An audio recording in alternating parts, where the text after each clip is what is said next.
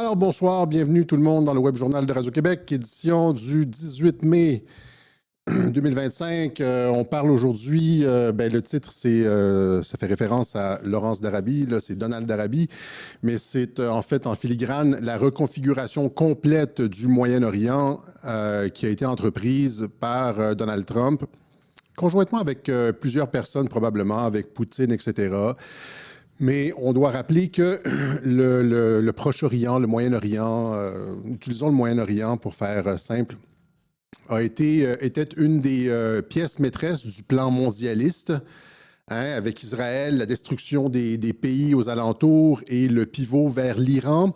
Et de la même façon que l'Ukraine était le pivot vers l'Eurasie, l'Ukraine était super importante dans l'échiquier mondial, selon la doctrine Brzezinski. On va voir ça un petit peu plus tard, de Zbigniew Brzezinski, le conseiller à la sécurité nationale du président Carter. Il expliquait dans son livre The Grand Chessboard, le grand échiquier, que l'Ukraine était le pivot vers l'Eurasie. Qui contrôle l'Eurasie contrôle le monde. Un peu selon la doctrine de Mackinder en géopolitique. Le premier vrai géopoliticien, ici Mackinder, dans son livre The Geographical Pivot of History, Halford John Mackinder, expliquait de quelle façon celui qui contrôle le heartland, le cœur du monde, après ça, avait accès à tout le reste, à la Chine, le Japon, le Pacifique, le Moyen-Orient, l'Europe, etc. Et donc, c'était important en géopolitique. C'est un thème fondateur en géopolitique. Et Zbigniew Brzezinski, qui était le conseiller à la sécurité nationale de Carter, lui a justement opéré tout ça, une stratégie justement où l'Ukraine devait tomber. Et c'est de là qu'on comprend l'expansion de l'OTAN et aussi cette idée que l'Ukraine, vous voyez les pays ici, là... En bleu, c'est l'expansion de l'OTAN. Il restait le Bélarus et l'Ukraine. Et donc, l'Ukraine, d'où les investissements dès 2005 par Victoria Nuland pour des groupes pro-démocratie, pour faire tomber toute velléité d'association avec la Russie, puis la transformer, la faire entrer dans l'orbite occidentale. Donc, l'Ukraine était ce pivot vers l'Eurasie pour contrôler le monde. Qui contrôle l'Ukraine pouvait comme éventuellement contrôler la Russie, avait un ascendant géopolitique sur la Russie. Et c'était la même chose avec la Syrie. Et c'est pour ça que ces deux pays-là ont été très, très, très chauds dans la décennie 2010-2020. Et là, c'était les plans mondialistes, là. Et là, Trump est arrivé et a complètement reconfiguré la carte. Et là, c'est ce qu'on voit. Là, ce que vous voyez, ce que vous avez vu, on va parler de ce voyage. En intro, c'est comme une mise en bouche. Ce voyage en Arabie, on pourrait dire, là, de façon littéraire. Ce voyage en Arabie permet ou concrétise cette stabilisation complète de la région et le renversement géopolitique complet.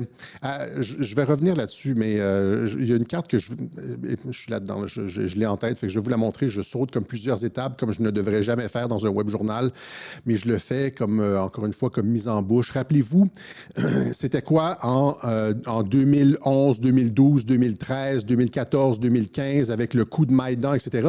C'était ça ici. Donc, vous voyez ici, en orange, vous avez l'Ukraine, et en vert, vous avez la Syrie. C'était les deux points chauds du monde et c'était le pivot vers l'Eurasie.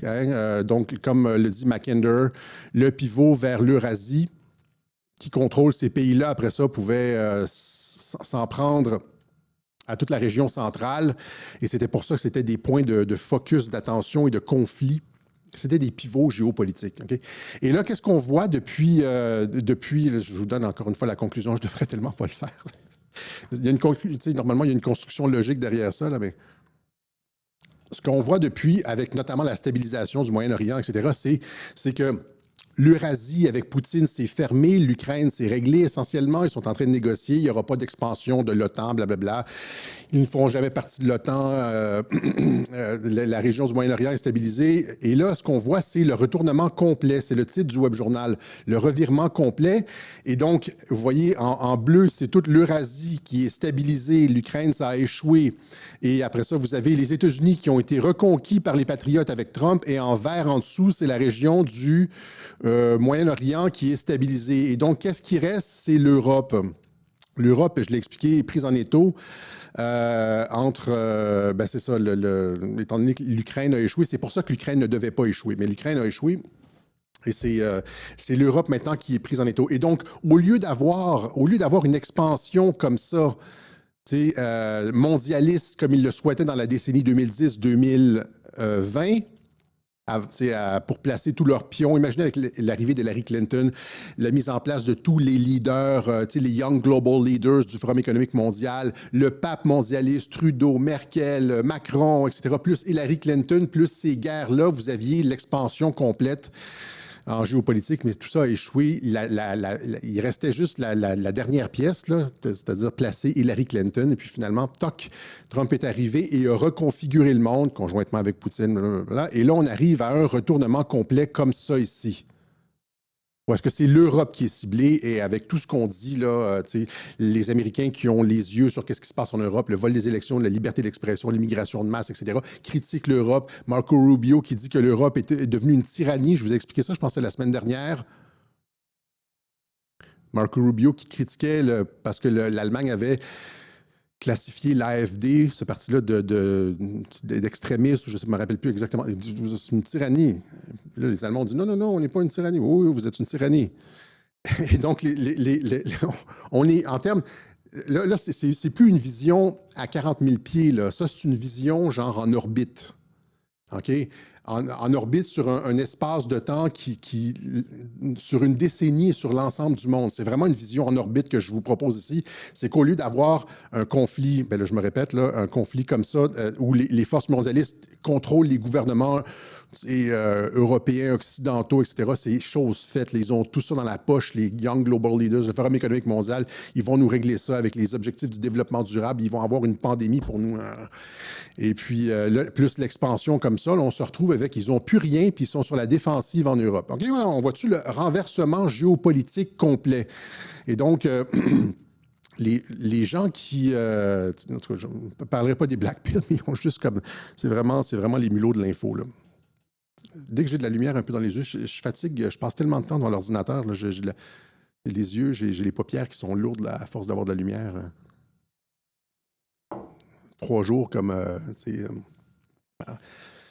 12, 14, 15 heures par jour. Je m'excuse si je suis toujours en train de plisser les yeux. C'est pas parce que j'essaie d'avoir l'air méchant ou quelque chose comme ça, ou sérieux, c'est juste parce qu'il y a trop de lumière. Alors c'est ça, Trump au pays de l'or noir, comme le livre de Tintin. C'est une visite historique. Et ça j'en parle parce qu'elle est fantastique, mais aussi c'est qu'elle scelle le pivot et elle scelle la paix. Et elle finalement, concrétise tout ce que j'ai expliqué à Radio-Québec depuis 2018. Ah! Hein? Oui, Comey et tout ça, Hillary Clinton, ça s'en vient. Il me manque une image ici, là. Mais on va voir ça ici. Le point 2, ça va être le dernier point. Sur le front intérieur, il se passe des choses. Il y a une stratégie de l'attention, encore une fois, qui est déployée par le président. Mais ça arrive en fin de web journal. Donc, c'est ça. Donc, j'expliquais. Donc, on s'en va vers la paix. Il y a des gens qui se moquaient de moi encore il y a 2 semaines en faisant des petits montages. On s'en va vers la paix, dit Cossette Trudel, etc. Ben oui, c'est ça, là, vous le voyez. Et je me demande comment ces gens-là, quand ils voient comme des nouvelles comme ça, parce que c'est ça qu'on annonce. On annonce la paix avec l'Iran, on annonce la paix avec la Syrie, la signature des accords d'Abraham, l'expansion de la signature des accords d'Abraham. J'ai tout expliqué le cheminement de ça. Les gens ne le voient pas, c'est tant pis pour eux. Mais tout ça, ce qui est intéressant aussi, c'est que ça se produit totalement sans Israël. Depuis qu'Israël, je l'ai expliqué aussi, je pense encore une fois la semaine dernière, quand Israël a changé, ou c'était l'autre semaine d'avant, quand Israël a décidé finalement de prendre Gaza, de raser complètement la place, de prendre le contrôle complet. Il y a eu une disjonction avec l'administration Trump. Et là, maintenant, Trump, on dit même, c'est le Times of Israel qui dit l'administration Trump est déçue de Netanyahou et va continuer ses objectifs de politique étrangère au Moyen-Orient sans Israël. Sans Israël, OK?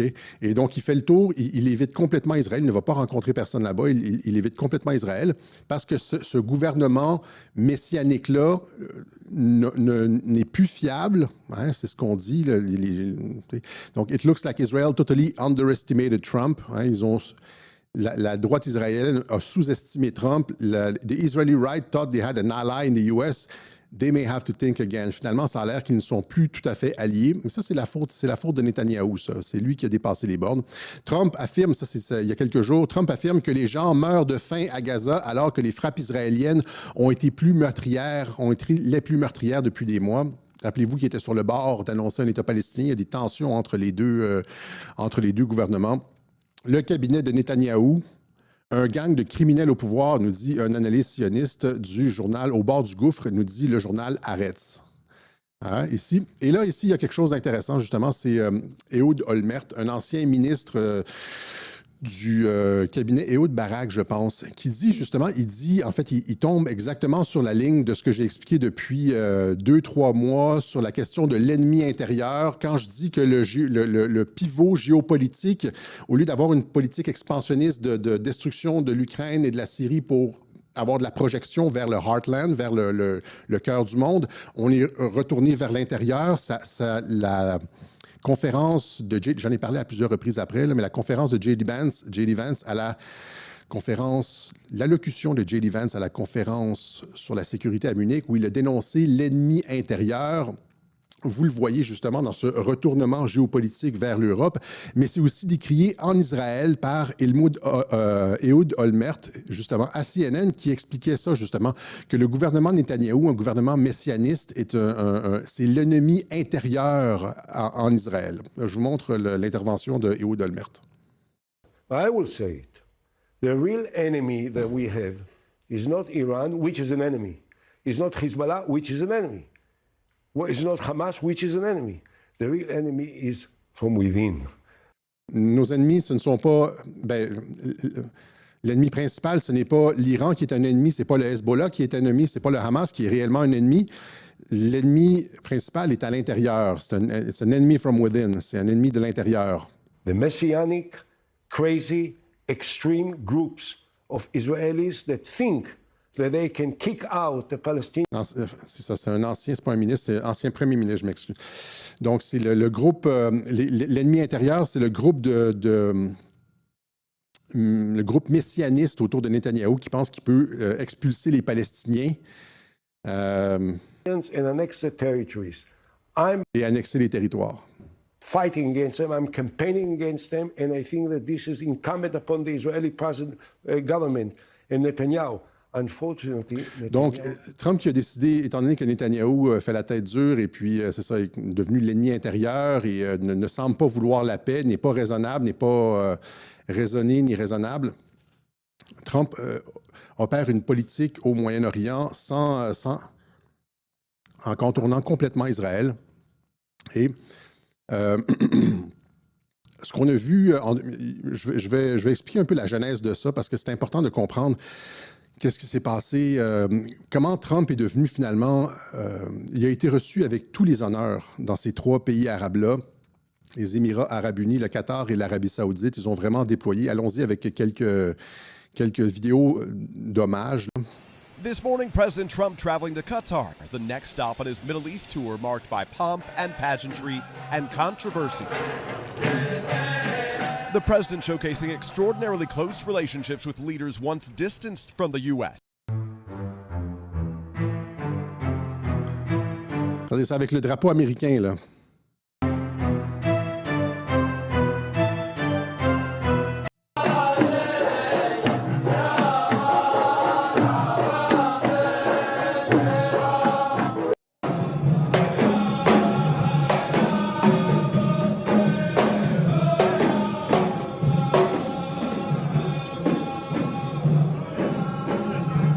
Super, cette danse des cheveux-là, là, c'est super féminin.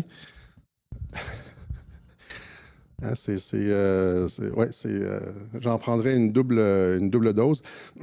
Mais c'est ça, reçu en grande pompe partout dans les 3 pays qu'il a visités. Il a visité, par exemple, l'église de Saint-François d'Assise aux Émirats arabes unis. Et donc, il visite comme ça des églises. Vous voyez comme partout où est-ce qu'il va, c'est les drapeaux américains. À Abu Dhabi, je pense que c'est à Dubaï, comment ça s'appelle? Burj Khalifa. Burj Khalifa, la plus haute tour du monde, 2 fois et demi la tour Eiffel, illuminée aux couleurs des États-Unis. Euh, donc, c'est ça. Et il annonce, premièrement, presque 2 trillions de dollars en investissement. Ma chaise n'a plus de trucs pneumatiques, là. Il va falloir que j'en trouve une autre. Presque 2 trillions de dollars en investissement, 600 millions de dollars d'investissement de l'Arabie Saoudite aux États-Unis, 1200 milliards d'investissements du Qatar aux États-Unis et un autre 200 milliards d'investissements des Émirats arabes unis aux États-Unis. Ça fait presque 2 trillions de dollars d'investissement en quelques jours de tournée au Moyen-Orient. Pour vous donner un ordre, parce qu'on n'est pas capable, on voit rarement ça au Québec, là, des chiffres comme ça. 2 trillions de dollars, c'est 2 millions de millions de dollars. C'est 2 millions de dollars américains. 2 millions de... Ouais, ça, 2 millions de dollars américains. Et donc, des investissements sans précédent, etc. Et aussi, il y a le volet économique, puis après ça, il y a le volet prospérité, puis le volet diplomatie. Durant toutes ces interventions, il a fait l'éloge de la culture arabe. Et c'est ça que je disais ici, vous voyez, c'est-à-dire que ça a été autant un hommage au monde arabe de Trump qu'un hommage du monde arabe envers Trump. Et là, je vous montre, il a une relation particulière avec Mohamed Ben Salman, on va le voir un petit peu plus tard. Et il loue toute la politique de transformation du Moyen-Orient et la paix qui s'en vient. Écoutez ça. The transformations have been unbelievably remarkable. Before our eyes, a new generation of leaders is transcending the ancient conflicts of tired divisions of the past and forging a future where the Middle East is defined by commerce, not chaos, where it exports technology, not terrorism, and where people of different nations, religions, and creeds are building cities together.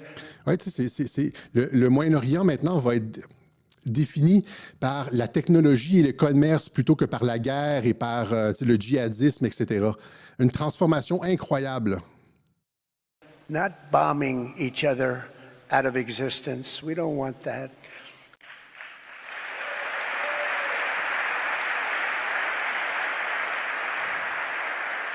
And it's crucial for the wider world to note this great transformation has not come from Western interventionists or flying people in beautiful planes giving you lectures on how to live and how to govern your own affairs. No. Ça, c'est important, c'est-à-dire que la transformation du Moyen-Orient ne vient pas d'une intervention occidentale, c'est-à-dire de pression occidentale. Elle vient d'une impulsion à l'intérieur du monde arabe. The gleaming marvels of Riyadh and Abu Dhabi were not created by the so-called nation builders, neocons, or liberal non-profits like... Donc, il s'attaque à l'interventionnisme occidental. Those who spent trillions and trillions of dollars failing to develop Kabul, Baghdad, so many other cities. Instead, the birth of a modern Middle East has been brought by the people of the region themselves, the people that are right here, the people that have lived here all their lives, developing your own sovereign countries, in complex societies that they did not even understand themselves. They told you how to do it, but they had no idea how. Et là, c'est standing ovation avec Mohamed Ben Salman. Et là, c'est ça, c'est une autre bromance. Après la bromance Carney Trump, là, ou Trump, Kim Jong-un, là, c'est avec Mohamed Ben Salman. Ils se sont toujours bien entendus. Il faut comprendre pourquoi ces deux-là, comment cette transformation-là, qu'il est en train de décrire, a été rendue possible. Et là, parce qu'il faut le comprendre, là, on arrive avec un Moyen-Orient complètement transformé, qui se dirige vers la paix, qui va développer de la technologie au lieu du terrorisme, etc. C'est le genre de transformation que Trump opère, avec une baguette magique qui transforme quelque chose comme il transforme les gens, rappelez-vous. Donc, c'est un magicien, finalement. Et là, c'est le Moyen-Âge. Mais c'est pas lui qui le fait. En tout cas, il ne va pas prendre le crédit, mais il y a quand même du crédit à lui accorder, comme on le voit ici. Rappelez-vous, son premier voyage en politique étrangère en 2017, lorsqu'il a été élu, c'était à Riyad, le sommet de Riyad en 2017. Et qu'est-ce que c'est? C'est là qu'il avait pris, il avait mis la main sur l'espèce de boule, le palantir, etc. Là, tout le monde, il avait fait la danse du sabre avec l'ancien roi Salman, etc. Et donc, il se rend à Riyad au mois de mai 2017. Et que se passe-t-il quelques semaines plus tard? Pouf, le roi Abdallah nomme son 7e fils, Mohammed Ben Salman, comme héritier de la couronne. Alors, c'est le 7e fils. Il y en a 6 avant, là. Des gars plus expérimentés qui ont plus l'autre, il est jeune, il a 30 ans, et puis aucune expérience en politique étrangère, en gestion ou quoi que ce soit, mais c'est lui que le roi a choisi pour... J'aurais pas dû prendre cette bouteille-là.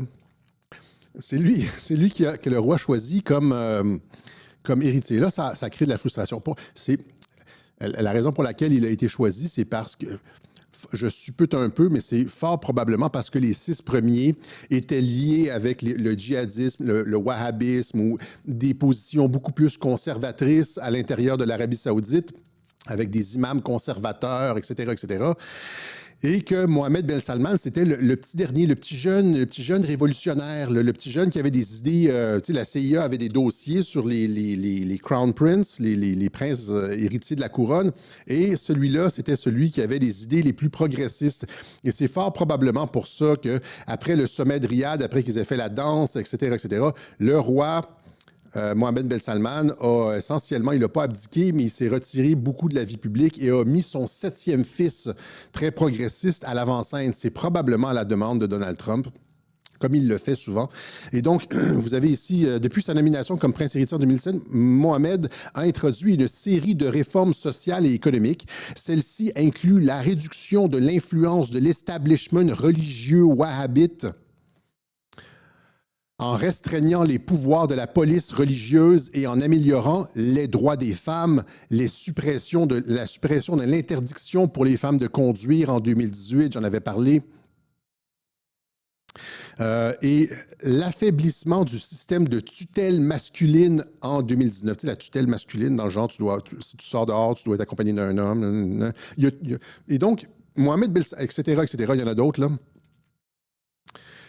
Et c'est ça, il veut réduire la dépendance de l'économie saoudienne au pétrole et développer plutôt la technologie, le tourisme, etc. Donc, c'est un visionnaire et il a été choisi comme ça 2 semaines et demie après la visite de Trump. Il a été choisi comme c'est comme avec Trudeau. C'est le même pattern, c'est comme avec Trudeau, c'est-à-dire, Trump va rencontrer le roi Salman, puis là, 2 semaines après, le roi Salman abdique et c'est un réformateur qui s'entend super bien avec Trump, qui prend la relève. C'est le même pattern partout. J.D. Vance qui va rencontrer le pape décède, puis là, pouf, vous voyez un peu, et c'est comme ça que la magie s'opère. Donc, il dit dans son discours, il dit, vous avez fait ça par vous-même, etc., mais Trump, il est un peu pour quelque chose. Et là, le prince est nommé, évidemment, on sait que c'est un réformateur, et ça plaît pas aux gens, ça plaît surtout pas aux conservateurs islamistes, wahhabistes, durs de l'Arabie saoudite. Et là, qu'est-ce qui se passe? La grogne augmente, etc. Et fin octobre 2017, donc 3-4 mois plus tard, Jared Kushner, oui, celui qui contrôle Trump, Jared Kushner s'est rendu sans prévenir en Arabie saoudite. Jared Kushner s'est rendu avec des documents sans prévenir en Arabie saoudite. Même chose sur CNN ici. Jared Kushner s'est rendu sans prévenir en Arabie saoudite.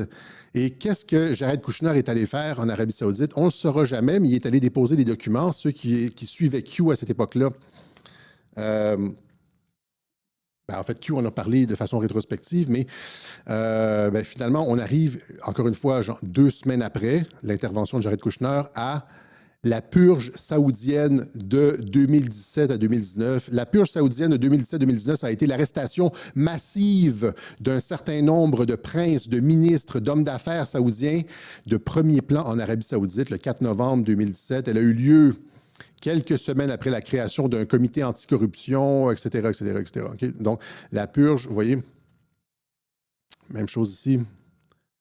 La purge royale provoque des ondes de choc parmi les élites saoudiennes. La purge saoudienne démontre la cruauté du prince héritier. Mais en fait, c'est une mauvaise traduction. C'est rootlessness. Dans l'original de la BBC, c'est rootlessness. Ça veut dire le fait de ne pas avoir de pitié. Rootless, c'est sans pitié. Le fait que le prince saoudien, Mohammed, est sans pitié, etc. Et donc, qu'est-ce qui s'est passé, évidemment? C'est qu'un progressiste a été nommé, et là, Jared Kushner est arrivé avec des documents de la NSA, de la CIA, etc., a livré ça personnellement à Mohammed Ben Salman, des documents qui lui montraient qu'il y avait de la grogne, une tentative de coup d'État contre lui, de putsch contre lui, et lui, il a pris les devants, il a fait une purge, il a arrêté les princes, etc., etc. Certains ont été gardés en prison pendant 2 ans, dont Bin Talal, je ne me rappelle pas c'est quoi son prénom, Bin Talal, qui était un investisseur de Citibank, une des plus grosses banques en Angleterre, et aussi, je pense que c'était le principal actionnaire de Twitter, Ben Talal. Et Q avait publié des photos de lui en prison avec quelque chose, je ne me rappelle plus ce qui était écrit sur sa tasse, mais il avait parlé. C'était ça qu'on disait finalement, il avait parlé, et le même Ben Talal qui a été relâché et puis qui a vendu Twitter à Elon Musk, qui a vendu ses parts, ou il a aidé, c'est pas ça, il a aidé Elon Musk à acheter Twitter. Vous voyez comment on retourne des gens, il se fait arrêter, trahison, blabla. Finalement, il va aider Elon Musk à acheter Twitter pour redonner la liberté d'expression avant l'élection américaine, la présidentielle, etc. Et c'est la même chose aussi. Donc c'est ça, vous voyez. Donc, Trump arrive, le roi, entre guillemets, démissionne, il met la personne que Trump veut, un progressiste, c'est le même pattern que pour le pape et Mark Carney. Et que beaucoup d'autres, comme on pourrait dire presque le gars en Syrie, là, lui aussi, c'est une transformation. Il est passé de djihadiste à démocrate à cravate. Et là, il va signer les accords d'Abraham, nous dit Trump. Allons-y tout de suite ici avec la Syrie qui... En tout cas, allons-y avec la Syrie tout de suite. Trump qui dit que le président syrien, un gars fort avec un combattant qui va signer finalement les accords d'Abraham pour la paix. How did you find the Syrian president? Right. I think very good. Young, attractive guy, tough guy. You know, strong pass. Very strong pass fighter. Does that worry you? But he's got a real shot. Un guerrier, un gars très dur, hein, jeune et courageux, mais très dur, avec un passé difficile. Pulling it together. I spoke with the president. Il dit, il y a des bonnes chances de réussir ce qu'il essaie de faire, c'est-à-dire garder la Syrie, la transformation de la Syrie, etc. Il a parlé avec le président Erdogan et il dit finalement que la Syrie va probablement signer les accords d'Abraham. Erdogan, who I'm very friendly with him, he feels he's got a shot. It's a torn up country. Do you think Syria will join the Abraham Accords? Yeah, but I think they have to get themselves straightened out. I told him, I hope you're going to join when it's straightened out. He said yes. But they have a lot of... Donc, Trump dit que le président de la Syrie lui a dit oui, ils vont régler les trucs en Syrie, parce que c'est plein de minorités en Syrie, hein, c'est pas compliqué, c'est plein de minorités, et donc, puis, tu sais, comme tout le monde a des armes un peu, là, c'est un pays compliqué, mais il dit, quand ça va être réglé en Syrie, il a dit, selon Trump, il a dit qu'il allait signer les accords d'Abraham. Et donc, c'est ça, encore une fois, c'est la même chose. Ça, c'est une autre transformation du djihadiste au démocrate à cravate. Mais tout ça pour dire que, finalement, c'est essentiellement Trump qui a placé Mohammed Ben Salman, qui ne l'a pas placé, là, mais vous comprenez ce que je veux dire, qui a manœuvré.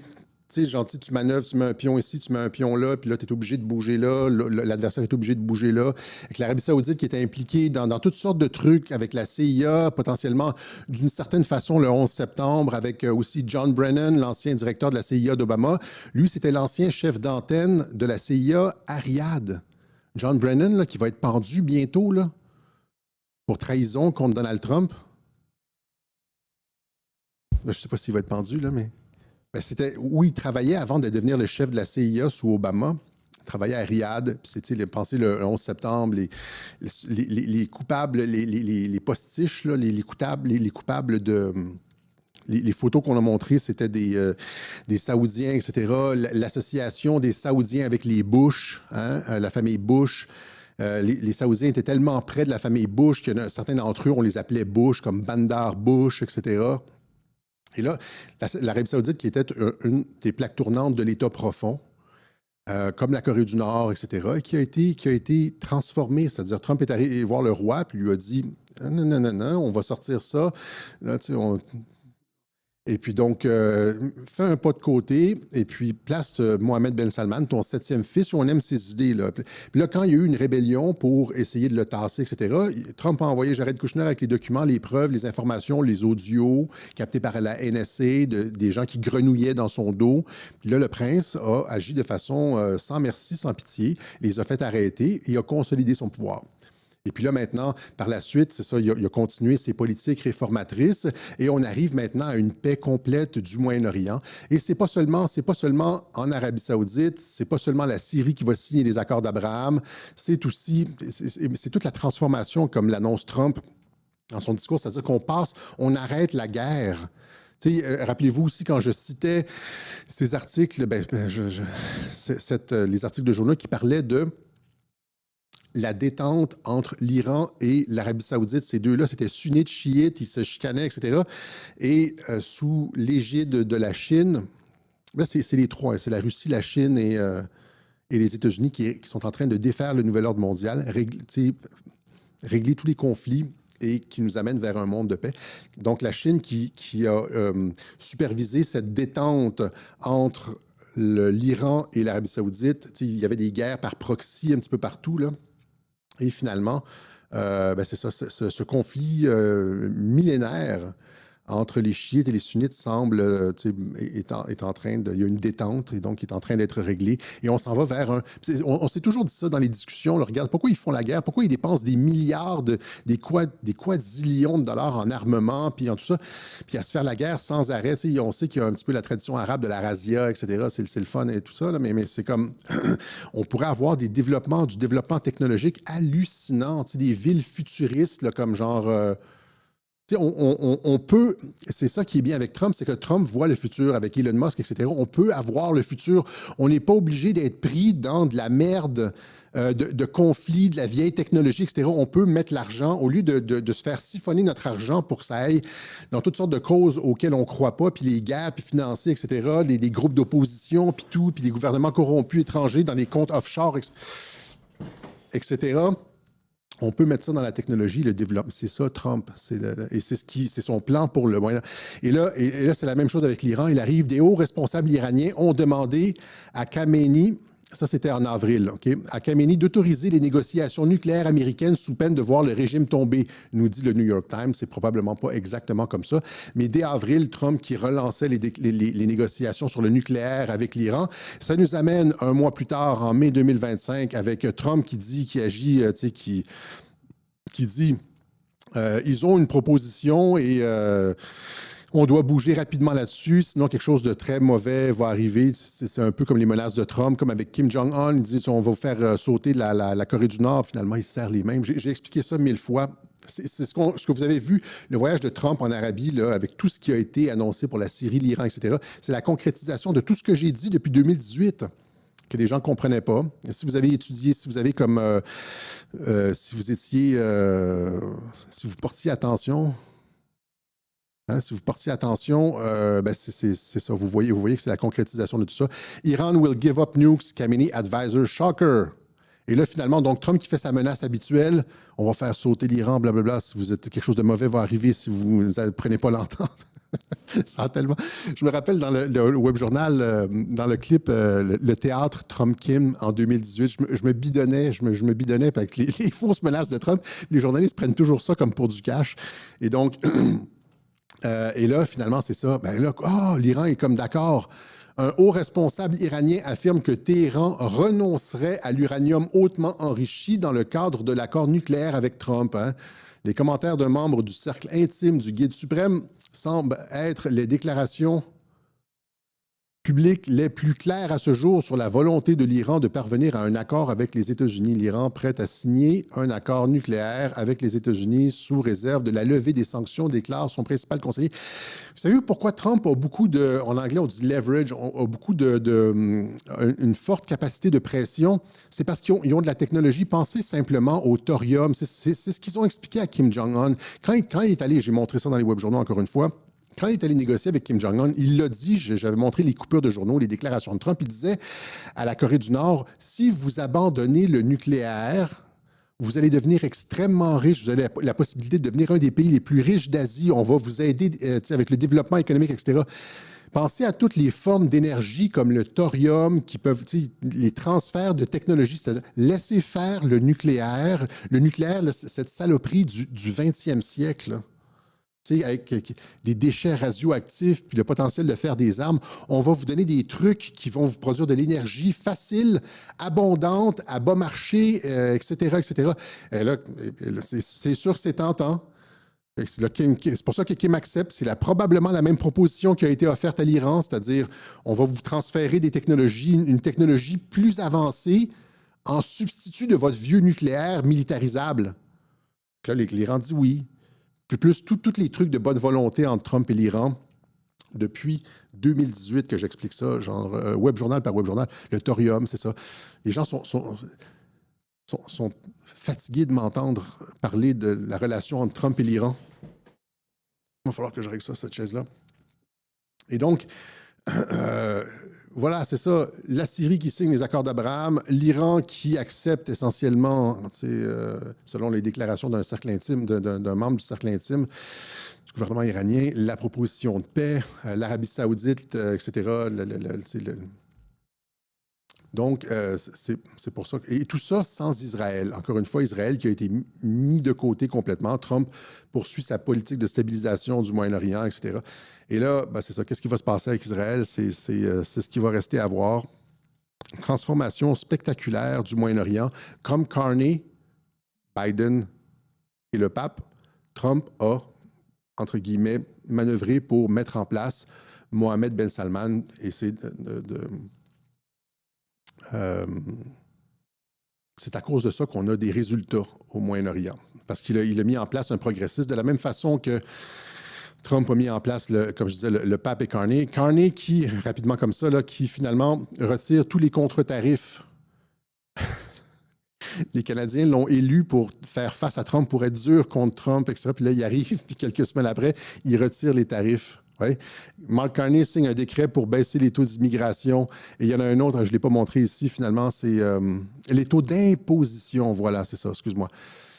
Mark Carney qui signe un décret pour baisser les taux d'imposition. Donc, il baisse les taxes comme Pierre Poilievre, etc. J'avais dit qu'il allait gouverner en centriste et c'est ça qu'on voit. Même chose avec le pape Léon. Le frère du pape Léon, finalement, affirme que le nouveau pontife n'est pas woke, éveillé en français, mais c'est woke en anglais, et qu'il dirigera l'Église en tant que centriste. Ça, c'est un article de Sarah Carter. Sarah Carter, qui était une journaliste qui passait souvent sur Fox News avant, mais qui est une journaliste indépendante, à qui l'administration Trump a donné plusieurs scoops dans sa première administration. Elle était souvent retweetée ou relayée par Q, encore une fois. Mais ça, ici, c'est ça. Ici, nous fait un exclusif. Le frère du pape Léon dit qu'il ne sera pas, qu'il n'est pas woke et qu'il va diriger l'Église en centriste. Alors, imaginez tous ces journalistes qui se réjouissaient que c'était un pape woke, etc., etc. Conservative Brother, ça c'est sur Fox News. Conservative Brother of Leo XIV says New Pope isn't woke, praise his devotion to the church, etc., etc. Voilà. Donc, encore une fois, c'est ça. Les gens disaient, quand j'ai parlé de tout ça, comment j'ai pu annoncer ça? Parce qu'on sait comment ça fonctionne, comment on peut annoncer ces choses-là, Carney, le pape, parce qu'il y a un modèle, il y a un modus operandi, je le répète tout le temps, mon fils se moque de moi, il y a un code Trump et c'est reproduisable. On ne fait juste que... En fait, si vous avez écouté Radio-Québec en 2018, c'est probablement juste la même philosophie que je déploie depuis des années. Voilà. Et j'avais quelque chose à dire sur Vigano, mais je ne me rappelle plus exactement. Vigano qui nous suit, j'avais quelque chose sur Vigano, mais Vigano qui nous suit sur Twitter. Hein, donc, on le salue. On rappelle encore une fois qu'on est sur une ligne Vigano à Radio-Québec, c'est-à-dire un christianisme assez combatif et anti-nouvel ordre mondial. C'est le seul qui représente ça. On se rappellera qu'il avait écrit une lettre à Trump en 2020, lors de l'élection de 2020, condamnant le nouvel ordre mondial et une tentative de coup d'État contre les peuples. On avait parlé de cette lettre de Vigano dans un de nos web journaux et qui avait fait 2 millions de vues juste sur X. On avait parlé de Vigano et de Flynn, là, et de la réaction de Flynn. Et ça ici, c'est Trump qui remercie l'archevêque Vigano. Je suis honoré que l'archevêque Vigano m'ait envoyé cette lettre incroyable et puis j'espère que tout le monde la lise. On avait parlé de ça et on avait laissé la vidéo épinglée sur notre compte Twitter et cette vidéo-là avait fait sur notre compte Twitter plus de 2 millions de vues. Ça, c'était juste sur X. Après ça, c'était sans compter Facebook, YouTube, etc. Et donc, il y a même la presse ici qui avait fait un article sur mes positions sur Vigano, justement. Élection américaine au nom du Père, du Fils et de QAnon. On parlait de mes positions. QAnon n'avait rien à voir là-dedans, mais c'est parce que la lettre avait été relayée par Q, là, mais on parlait c'est ça, de la façon dont je relayais Vigano déjà à l'époque et on le salue. On lui souhaite une bonne santé et une longue vie. Voilà. Maintenant, on va terminer avec ça ici, la géopolitique. C'était pour vous montrer justement, donc, je l'ai vendu un petit peu le punch au début du web journal. Donc, je ne sais pas si c'est nécessaire de retourner. Non, je pense que ce n'est pas nécessaire. Un renversement complet de la doctrine Brzezinski sous Trump. Brzezinski, c'était le pivot vers... j'ai tout expliqué ça déjà, je pense. Brzezinski, qui était l'architecte sous Carter. Ça ici, c'est Brzezinski avec Carter, qui était son conseiller à la sécurité nationale et qui était l'architecte de la stratégie d'armer les talibans en Afghanistan. Quand l'Union soviétique est rentrée, c'est lui qui a provoqué, en fait, l'invasion de l'Union soviétique en Afghanistan pour les piéger en Afghanistan. Et ça avait fonctionné. Finalement, les Russes étaient partis 10 ans plus tard, meurtris.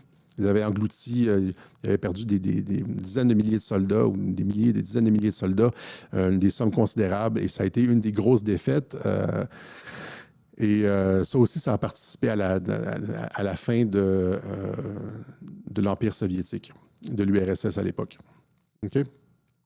Ça drainait des ressources incroyables et alors que les Américains, eux, entraînaient des personnes qui se battaient avec rien, qui étaient prêts à mourir et puis alors, la Russie engouffrait des sommes colossales en Afghanistan et finalement, c'est ça. Donc, Brzezinski, c'est lui qui a théorisé dans son livre « Le Grand Échiquier », la théorie, justement, du fait qu'il fallait prendre l'Ukraine, etc., pour pouvoir contrôler la Russie, qui a été reprise par Victoria Nuland et les investissements américains, avec toutes les ONG, là, National Endowment for Democracy, etc. C'était la doctrine Brzezinski qui était reconduite en Ukraine et c'est la même doctrine qui a été utilisée, c'était sur les mêmes bases qui étaient utilisées en Syrie pour pouvoir finalement, la Syrie comme pivot contre l'Iran. Voilà. Et donc, c'est le thème de ce web journal-ci. Ce qu'on voit, ce à quoi on assiste, c'est un renversement complet de la géopolitique avec ce voyage au Moyen-Orient qui stabilise la région au lieu d'avoir une politique expansionniste de contrôle et de guerre sans fin jusqu'à la destruction de la prise de contrôle de la Russie, de l'État.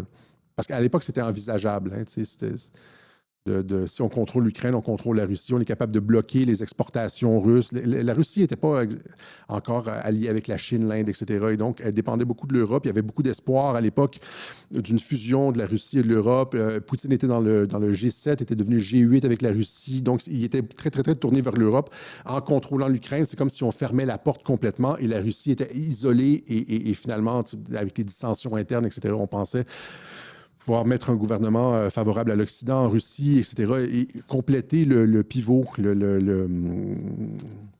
la prise de contrôle du Heartland. Mais finalement, c'est pas ça qui s'est passé. Poutine est resté, l'Ukraine a échoué, Trump est arrivé, il a stabilisé le Moyen-Orient. Et ce qu'on se retrouve finalement, c'est que l'État profond, un renversement géopolitique complet, l'État profond est prisonnier en Europe et est finalement pointé du doigt. C'est l'Europe qui est pointée du doigt, qui est sur la défensive. Vous voyez ici, pour toutes ces pratiques antidémocratiques contre la volonté des peuples. Et là, ils sont en train de plier graduellement. Pas surtout graduellement, mais ils sont en train de plier. Le gouvernement britannique dévoile un plan radical pour réduire l'immigration. Le nouveau gouvernement allemand opère d'emblée un tour de vis migratoire. À peine en place, le nouveau gouvernement allemand a durci sa politique migratoire en annonçant mercredi que la plupart des demandeurs d'asile vont être refoulés aux frontières au moment où l'extrême droite ne cesse de progresser dans les sondages. Ça aurait été impensable il y a comme 5 ans, ça. Voilà. Même chose si Mark Carney veut ralentir l'immigration temporaire pour réduire la pression. Rappelez-vous Marco Rubio qui avait traité l'Allemagne de tyrannie pour avoir classifié l'AFD comme un parti extrémiste. Ici, il y a un article très intéressant de notre ami Antoine Bachelin qu'on a reçu à Radio-Québec sur l'Amérique du Sud. Il écrit dans François un article justement là-dessus. Allemagne, la surveillance de l'AFD suspendue sous pression internationale. Pression internationale, c'est américaine. Donc, vous voyez, les taux, c'est l'Europe qui est dans les taux. C'est l'Europe qui est le dernier bastion d'État profond et les États-Unis, etc., avec les propos de J.D. Vance, l'ennemi intérieur, je l'ai expliqué à plusieurs reprises, donc, qui braque les projecteurs sur les pratiques tyranniques, antidémocratiques de l'Europe. Un haut responsable américain dénonce la censure des réseaux sociaux sur l'UE. Ça, c'est très récemment. Le président de la Commission fédérale des communications prévient que la loi sur les services numériques de l'UE menace une censure incompatible avec la liberté d'expression aux États-Unis. Et ici, Pavel Durov, le fondateur de Telegram, qui dit justement, qui écrivait, ça c'est frais d'aujourd'hui, un pays de l'Europe de l'Ouest, puis là il montre une baguette, devinez qui en montrant une baguette, c'est la France, là, a approché Telegram nous demandant de réduire au silence les voix conservatrices en Roumanie juste avant les élections présidentielles. J'ai évidemment complètement refusé. Telegram ne restrictera pas la liberté d'expression des Roumains, des utilisateurs roumains, en bloquant leur compte, etc. Donc, c'est ça, c'est ingérence, ça, c'est de l'ingérence étrangère. C'est-à-dire, il dit la France s'ingère dans les élections roumaines. Et c'est ça, donc, c'est ça que je dis quand j'explique le revirement géopolitique total. OK? Qu'y a-t-il d'autre? Ah oui, on va y aller avec ça ici. Est-ce que... ici, Carney, voilà. Dernier point, plusieurs le demandaient en début de Web Journal ici. Donc, ça chauffe aussi aux États-Unis. Hein, ça chauffe aussi aux États-Unis. En fait, je pensais faire un Web Journal comme un récapitulatif, mais ça devient redondant, là, mais tu fais un récapitulatif de tout ce qui se passe, comme une espèce de web journal synthèse de tout ce qui se passe depuis l'arrivée de Trump sur tous les fronts. Et c'est absolument phénoménal. C'est pas... mais finalement, on a choisi certains sujets. Donc, ici, la grosse nouvelle, il y a... En fait, c'est pas juste ça. Allons-y de façon méthodique. Ce qui s'est passé, c'est que Trump avait tellement de succès à l'international avec son voyage en Arabie qu'ils ont trouvé, les démocrates et les médias ont trouvé une petite controverse. Cette histoire de l'avion qui a été donné, le Boeing qui a été donné à l'administration Trump. Et là, ça a fait « Ah, c'est un pot de vin, etc. » Tous les experts, cher Raoul Dandurand, etc. C'est un expert, c'est un pot de vin, c'est de la... Alors que ça n'en est pas un, premièrement. L'avion... Mais l'idée, évidemment, de tout ça, c'était de créer une controverse pour ternir le succès incroyable de l'administration Trump. Et là, et par la suite, je vais voir, quand on arrive avec Comey, vous allez voir de quelle façon ce sont les patriotes qui tournent la page sur cette histoire de Boeing. Donc, Boeing qui essaye de salir le succès international de Donald Trump, absolument fantastique au Moyen-Orient, avec une histoire qui n'en est pas une, puisque les présidents ont toujours reçu des cadeaux. Par exemple, la Statue de la Liberté, c'était un cadeau de la France aux États-Unis. Ça n'a jamais été est-ce qu'on va devoir retourner la Statue de la Liberté. Le bureau, dans le bureau ovale, ce qu'on appelle le Resolute Desk, le bureau Resolute, c'est un cadeau de la Grande-Bretagne. Et là, vous avez un cadeau du Qatar, cet avion qui a été donné au président Trump comme un Air Force One. Un Air Force One, c'est un avion militaire et c'est géré par le département de la Défense. D'aucune façon, à aucun moment donné, quelqu'un a cru que Trump, lorsqu'il allait quitter ses fonctions en 2032, allait ramener l'avion chez lui, dans sa compagnie, ça va être que c'était un cadeau personnel à lui. À aucun moment donné, ça a été présenté comme un cadeau, comme un deuxième Air Force One. Et la flotte des Air Force One, Air Force Two est gérée par le département de la Défense. Donc, c'est un cadeau au département de la Défense. Techniquement, c'est un cadeau au département de la Défense. Mais, en tout cas, tout ça pour dire qu'ils ont... le succès était tellement énorme que ça prenait quelque chose pour éviter de parler de tout ça et de ternir ça. Et ils ont inventé une histoire pour ternir ça. À mon sens, il n'y a rien de particulièrement dommageable ou grave là-dedans. C'est du spin. Et ce que les patriotes ont fait, eux, c'est avec cette histoire de Comey. Ils ont tourné la page sur cette histoire. Et ce n'est pas juste l'histoire de Comey, ils ont changé complètement la dynamique en déployant une stratégie de l'attention. Donc, premièrement, allons-y avec ça, cette histoire de Comey. Il y a l'ancien directeur du FBI, James Comey, a publié une photo avec 8647, OK? 8-6, je l'ai déjà montré, tout le monde sait c'est quoi. 8-6, ça veut dire assassinat. OK? J'aurais dû avoir la photo, j'aurais dû avoir le chou. Tout le monde sait que 8-6, 86, c'est un assassinat. Tapez 86 murder, 86 sur Google, vous allez avoir toutes les références, là, tout le monde connaît ça. Et donc, il dit 86-47. À quoi ça vous fait penser? Premièrement, c'est un appel au meurtre. C'est un appel au meurtre. Et regardez les patterns, OK? Premièrement, si vous comptez correctement, le 8 ici, qui est en beige, il y a exactement 17 pierres dessus. Il est composé de 17 pierres. Et le 6, 4, 7, ça fait 17. Donc, vous avez 2 17. Vous avez les 17 pierres du 8, puis vous avez 6 plus 4 plus 7, ça fait 17. 17, 17, c'est un 17, 17. C'est un 17-17, exactement comme, rappelez-vous encore une fois, je l'ai ressorti récemment, la tentative d'assassinat le truc d'assassinat d'Alex Soros, hein, un trou de balle dans la fenêtre, numéro 47, c'est le même pattern. 47, assassinat, 86, 47, vous avez tentative de balle, 47, c'est la même chose et le 17-17, je l'ai montré, c'est 7h55, ça fait 17. Et Mike Flynn a retweeté exactement 12 heures à la minute près plus tard pour obtenir le même 17. C'est 17-17, je l'ai expliqué. Et vous avez exactement le même truc avec Comey. Vous avez un 17-17. Donc, c'est pas quelque chose qui vient de Comey. Comey collabore avec les Patriotes. C'est un truc pour changer, pour tourner la page de cette histoire d'avion parce qu'il ne parlait que de ça. Trump compromis, Trump pot de vin, etc., etc. Et là, évidemment, cette histoire de tentative d'assassinat contre Donald Trump ou suggestion d'assassinat, ça fait les nouvelles partout. C'est juste de ça qu'on parle. Jesse Watters, c'est Comey obviously trying to put a hit on Donald Trump. L'animateur Jesse Watters dit que Comey a évidemment fait une proposition d'assassinat au sujet de Donald Trump. Donald Trump en a parlé dans l'entrevue.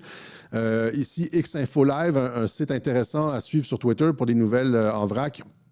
Trump, à propos de la menace 86-47 de l'ancien directeur du FBI, James Comey, il savait exactement ce que cela signifiait. Tout le monde sait c'est quoi 86? Ça veut dire tuer, c'est un meurtre, 86. Dans le langage de la police, des agences du renseignement, etc. Il savait exactement ce que cela signifiait. Un enfant sait ce que ça signifie. Ça signifiait assassinat. Hein? Donc, Trump, en entrevue, dit ça. Tulsi Gabbard, en entrevue à la télévision, dit le Director of National Intelligence, Tulsi Gabbard, critique catégoriquement l'ancien directeur du FBI en disgrâce Comey et appelle à des poursuites.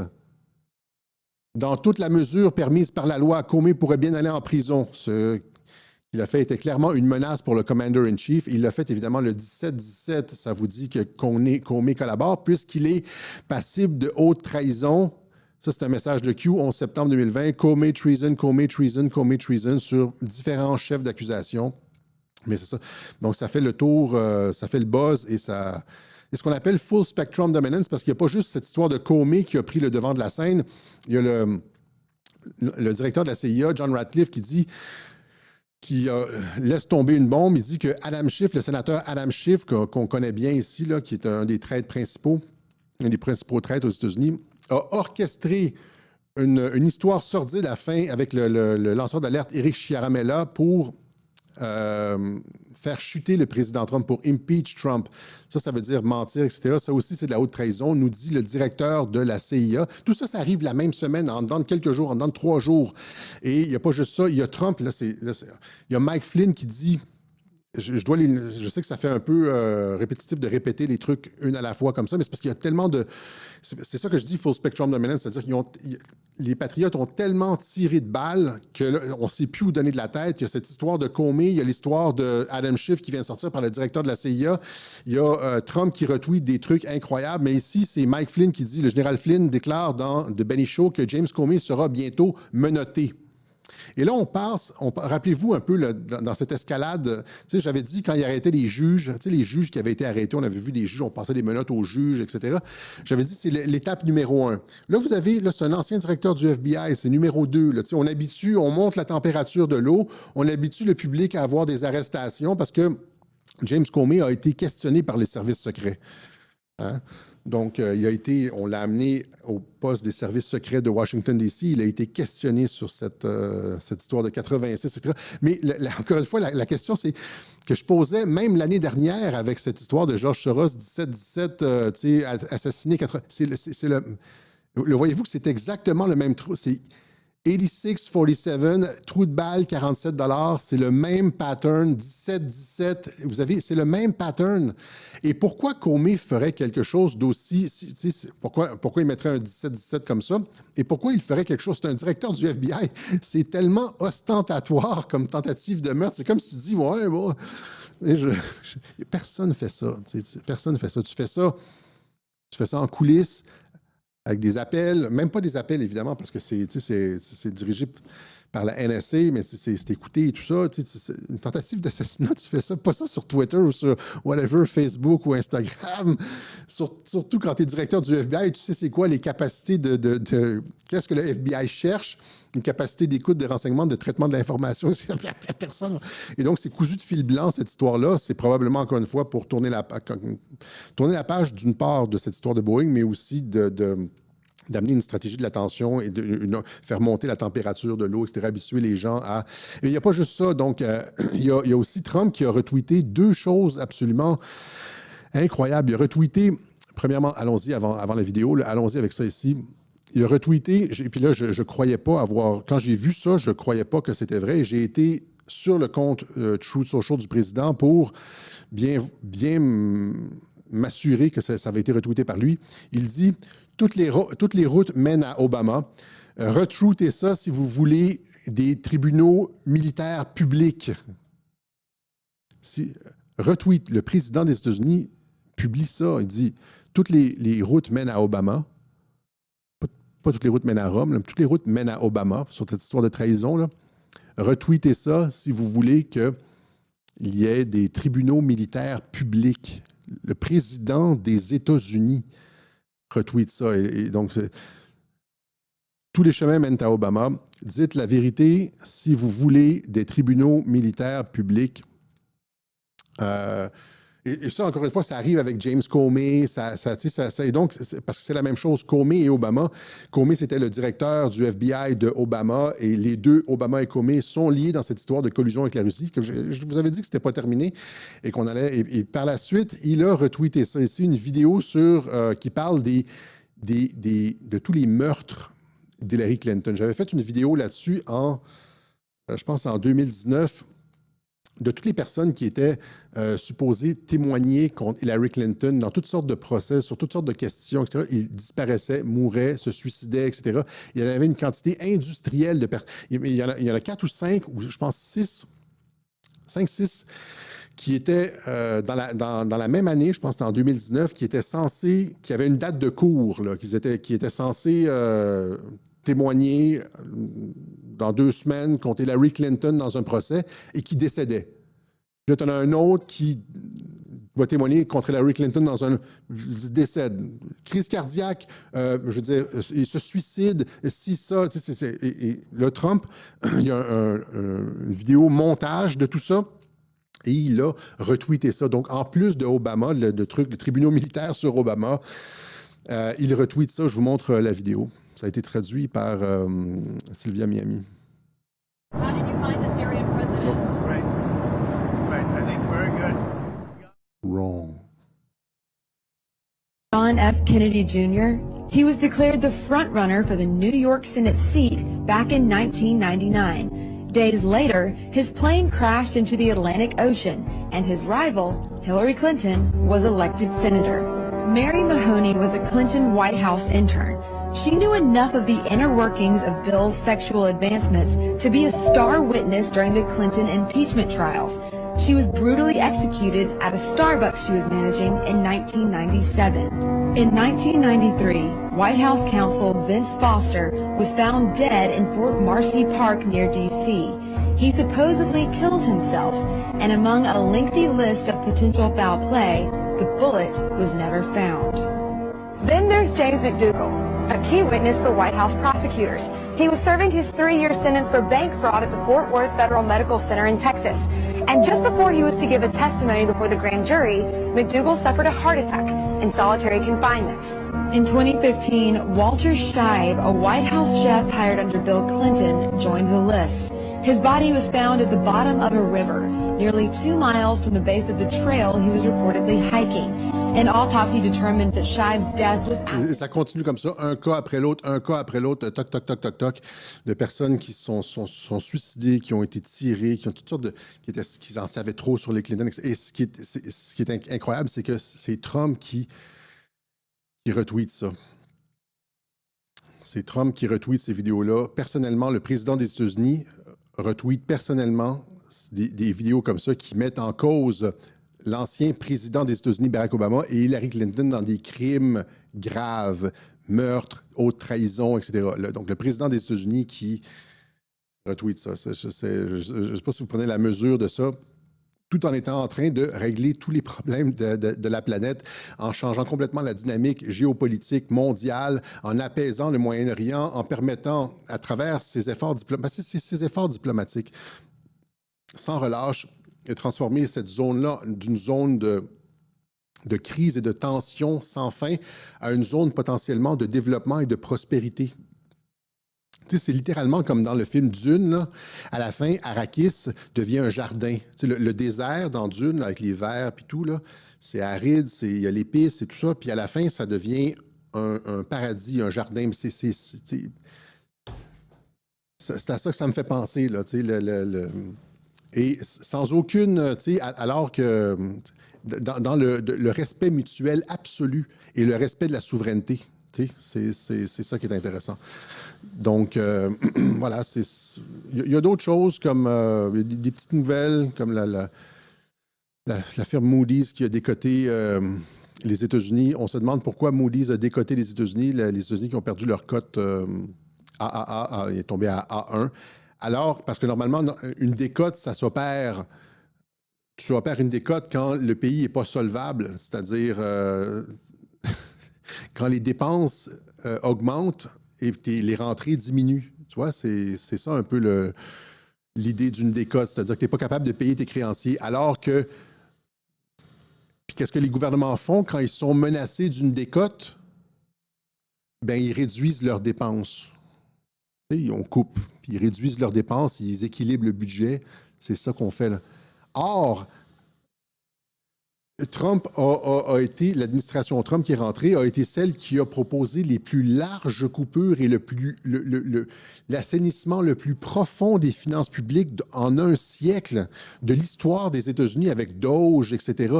C'est des coupures partout de fonctionnaires, de personnes en trop, de programmes inutiles, de USAID, etc. Rappelez-vous, c'est comme... Il n'y a jamais eu un effort de compression des finances publiques comme ça et il se tape une décote dans la gueule. Ça, c'est de la guerre économique. Ça, c'est de la guerre économique, probablement sur demande de Netanyahou.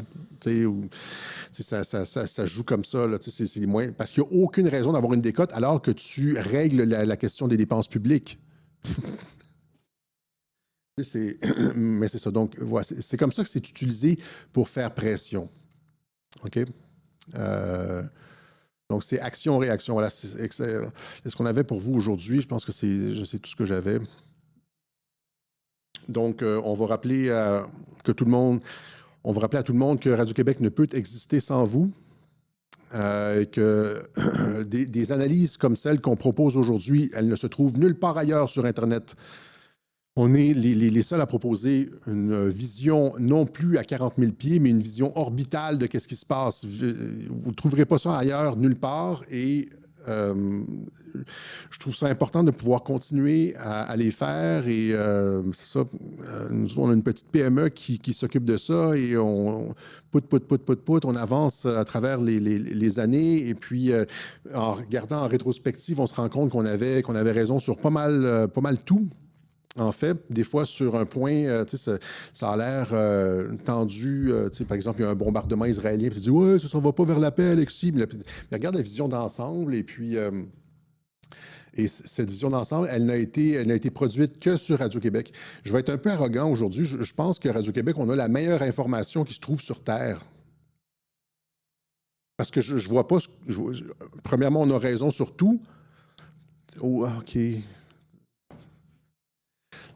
On a raison sur beaucoup de choses et il n'y a personne qui arrive avec ces analyses-là qui sont fondamentales, qui sont on the spot, en plein dans le mille, comme on dit, puis qui se vérifient avec le temps. Il n'y a personne qui trouve ça. Aucun commentateur européen a cette vision d'ensemble. Aucun commentateur, même nord-américain aux États-Unis, les MAGA, même X22 Report, il n'y a personne qui a ça, ce qu'on a à Radio-Québec. Puis ça, c'est grâce à vous. Hein? On passe beaucoup de temps à faire de la recherche, à faire des liens, puis à lire des articles. Et puis, c'est parce que vous nous appuyez, puis qu'on est capable de le faire. Et donc, merci au soutien, aux personnes qui appuient Radio-Québec financièrement. Non seulement ça nous permet de faire ces émissions-là, mais ça aussi, ça permet de rendre ça gratuit pour les gens et les gens qui n'ont pas les moyens nécessairement de nous aider. Et ça a éduqué énormément de personnes. Je sais quand je lis les lettres des gens, que les lettres que les gens envoient, ils ont complètement soit changé leur position sur Trump ou compris plein de choses sur la géopolitique ou sur tel point. Les gens me remercient beaucoup dans les lettres et puis ça me touche. Et ça, c'est grâce à ceux qui nous permettent de faire ce travail-là.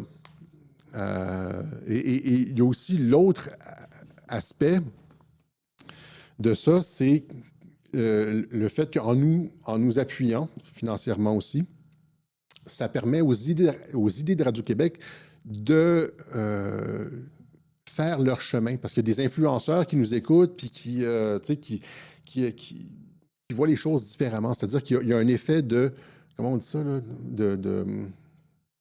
En anglais, c'est trickling down. C'est-à-dire que les idées qui sont mises de l'avant par Radio-Québec font leur chemin dans la tête d'autres influenceurs, puis influencent généralement le discours public. Et encore une fois, ça, c'est grâce à vous, ceux qui nous appuyez, et on vous en sera éternellement reconnaissant. Vous avez fait vivre Radio-Québec et changer les idées du monde. Voilà. Et donc, il y a une façon de continuer à nous aider.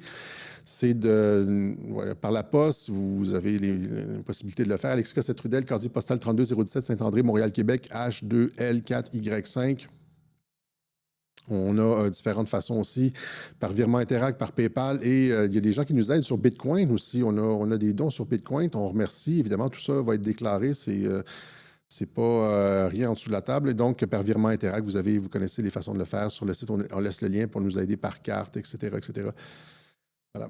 Donc, merci encore une fois, merci mille fois au nom de tous les auditeurs de Radio-Québec. Et c'est ça. Pensez-y si vous avez l'occasion de le faire, la possibilité de le faire, pensez à nous.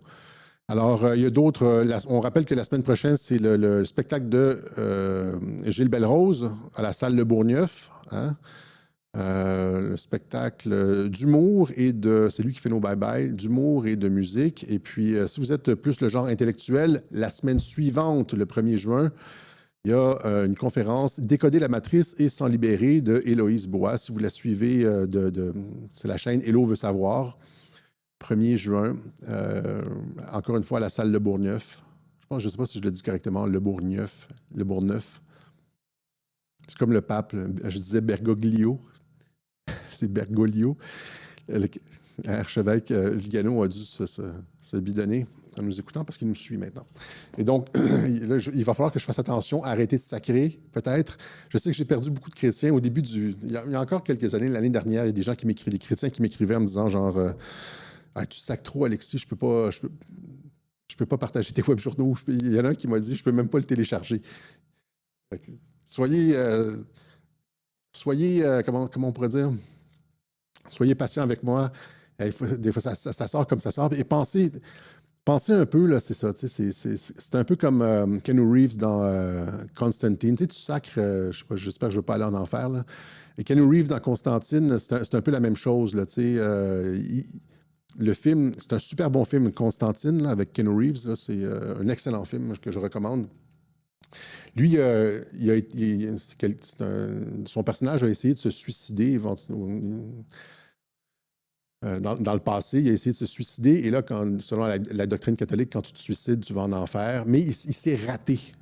Fait qu'il s'est suicidé, mais il a survécu à son suicide. Fait que là, il peut voir comme des trucs, il peut voir un peu l'enfer. Il y a comme une vision, il y a comme une double vision, il peut voir l'enfer, etc. Et il chasse les démons, il fait sa part, etc. Et puis, à la fin, je ne vais pas vendre le punch, là, mais fait qu'il se posait à aller en enfer. Et puis, mais à la fin, il y a une intervention de Dieu. Et puis, je ne vous dirai pas exactement ce qui se passe, là, mais j'espère que c'est un peu ça comme pour moi. Je sacre, mais ils savent que j'ai un bon cœur. OK? Autre chose. Voilà, donc encore une fois, on remercie ceux qui nous permettent de continuer à opérer, à vous proposer des web journaux orbitaux comme celui-ci. OK? On se donne rendez-vous quoi la semaine prochaine pour une autre édition du Web Journal de Radio-Québec, si mes yeux peuvent comme finalement prendre un peu de repos. OK. Merci la gang. Trump d'Arabie. Ciao.